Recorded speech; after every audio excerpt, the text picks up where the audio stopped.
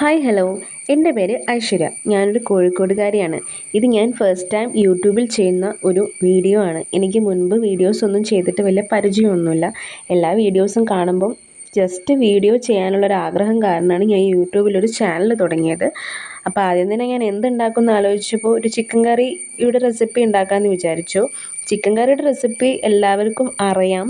എന്നാലും ഞങ്ങളുടെ വീട്ടിൽ ഞാൻ പ്രിപ്പയർ ചെയ്യുന്നൊരു ചിക്കൻ കറിയുടെ റെസിപ്പി നിങ്ങളിലേക്ക് എത്തിക്കാമെന്ന് വിചാരിച്ചു. അങ്ങനെ ഞങ്ങളുടെ വീട്ടിൽ ചെയ്യുന്ന ഒരു സിമ്പിളായിട്ടുള്ള ചിക്കൻ കറിയുടെ റെസിപ്പിയാണിത്. വീഡിയോ കണ്ടിട്ട് ഇഷ്ടപ്പെടുകയാണെങ്കിൽ എല്ലാവരും ഒന്ന് ട്രൈ ചെയ്ത് നോക്കുക. നിങ്ങൾക്ക് ഇഷ്ടപ്പെടുകയാണെങ്കിൽ എന്ത് തന്നെയായാലും കമൻറ്റും അറിയിക്കുക. പിന്നെ എൻ്റെ ചാനലൊന്ന് സബ്സ്ക്രൈബും കൂടി ചെയ്യണേ. പിന്നെ ലൈക്കും ബെൽ ബട്ടൺ കൂടി ഒന്ന് ഇനേബിൾ ചെയ്തിടാൻ മറക്കരുത്. അപ്പോൾ നമുക്ക് വീഡിയോയിലേക്ക് കടന്നാലോ. നമുക്കിതിലേക്ക് ആദ്യം തന്നെ കഴുകി വൃത്തിയാക്കി വെച്ചിരിക്കുന്ന 1 കിലോ ചിക്കൻ വേണം. ഇഞ്ചി വെളുത്തുള്ളി പേസ്റ്റ് വേണം. ഒരു 3 പച്ചമുളക് വേണം.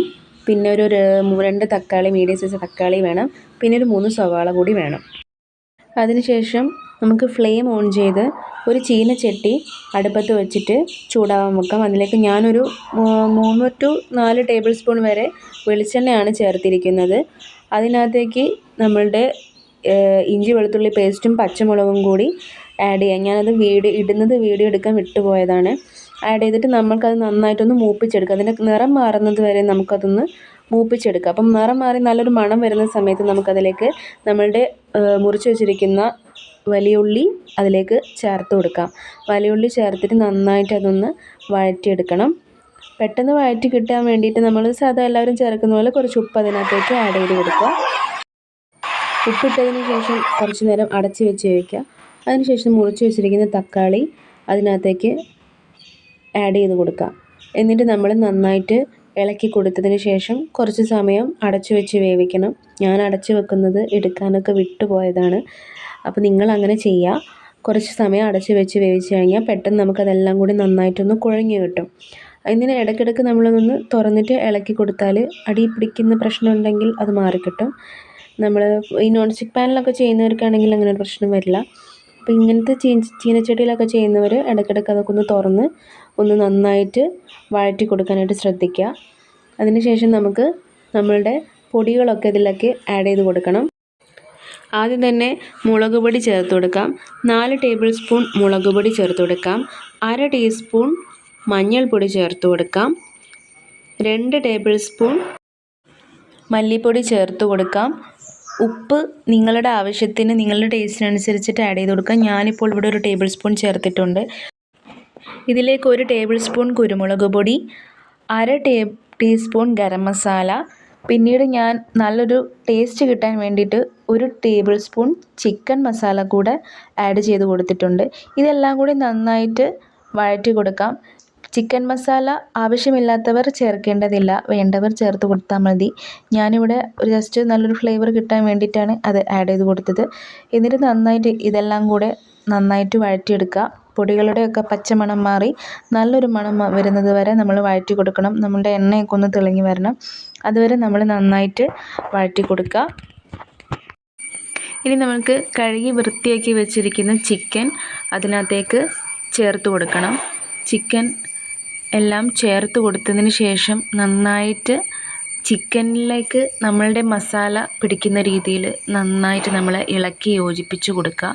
ചിക്കൻ്റെ എല്ലാ ഭാഗത്തേക്കും മസാല എത്തുന്ന രീതിയിൽ മീഡിയം ഫ്ലെയിമിൽ വേണം യോജിപ്പിച്ച് കൊടുക്കാൻ. ഫുൾ ഫ്ലെയിമിലിട്ട് കഴിഞ്ഞാൽ ചിലപ്പോൾ അത് അടി പിടിക്കാനൊരു ചാൻസ് ഉണ്ട്.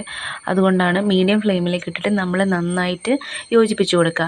എന്നിട്ട് ഞാനിതിലേക്ക് കുറച്ചൊരു വെള്ളം ചേർത്ത് കൊടുക്കുന്നുണ്ട്. ചിലർക്ക് വെള്ളം ആവശ്യം ഉണ്ടാവില്ല ചിക്കനിൽ നിന്ന് ഇറങ്ങി വരുന്നതിനെ കൊണ്ട്.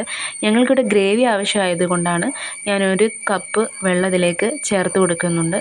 1/2 കപ്പോളം ഞാൻ ഒഴിച്ചു കൊടുത്തിട്ടുണ്ട്.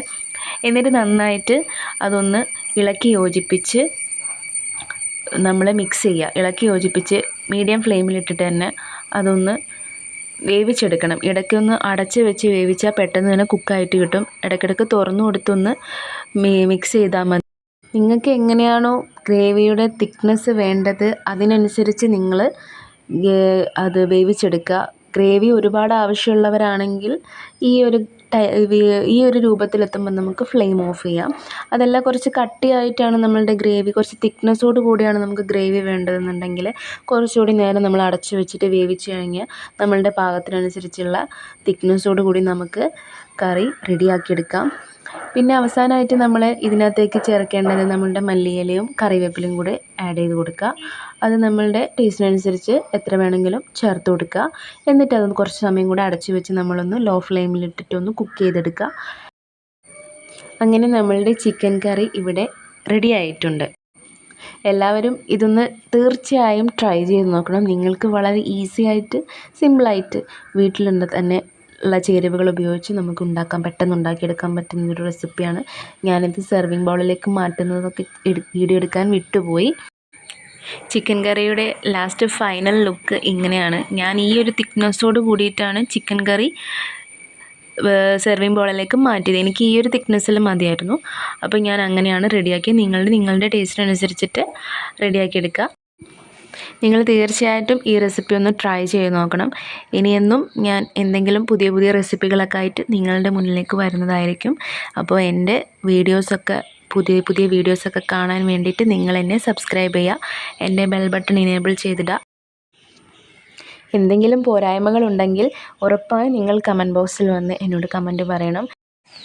ഫസ്റ്റ് യൂട്യൂബ് വീഡിയോ ആയത് കാരണമാണ് വീഡിയോ കുറച്ചധികം ലെങ്തി ആയി പോയത്. ഇനി അങ്ങനെ ലെങ്തി ആവാണ്ട് ഞാൻ പെട്ടെന്ന് തന്നെ കാര്യങ്ങൾ പറഞ്ഞ് മനസ്സിലാവുന്ന രീതിയിൽ തന്നെ വീഡിയോ ചെയ്തിടാനായിട്ട് ശ്രദ്ധിക്കാം. ഇനി ഞാൻ മുന്നോട്ടിടുന്ന എല്ലാ വീഡിയോസിനും നിങ്ങളുടെ എല്ലാം സപ്പോർട്ട് എനിക്ക് ആവശ്യമാണ്. എൻ്റെ വീഡിയോസ് കണ്ടിട്ട് ഇഷ്ടമായാൽ എന്നെ തീർച്ചയായും നിങ്ങൾ സപ്പോർട്ട് ചെയ്യാനും മറക്കരുത്.